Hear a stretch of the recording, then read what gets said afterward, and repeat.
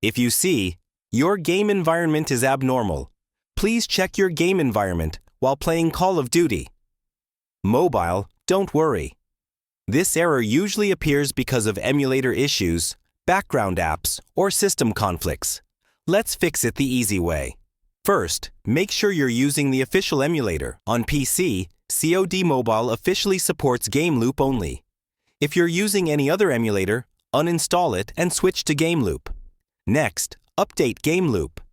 Open Game Loop, go to Settings, and install any available updates. An outdated emulator is one of the most common causes of this error. Now close background apps. Disable VPNs, screen recorders, macro tools, FPS boosters, and cheat-related software. Even harmless overlay apps can trigger this warning. After that, clear COD Mobile cache inside Game Loop.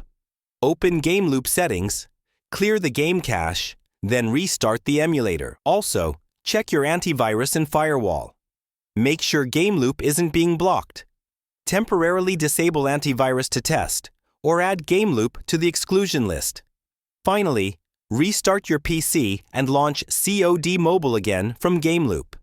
In most cases, these steps fix the abnormal environment error and let you play normally again.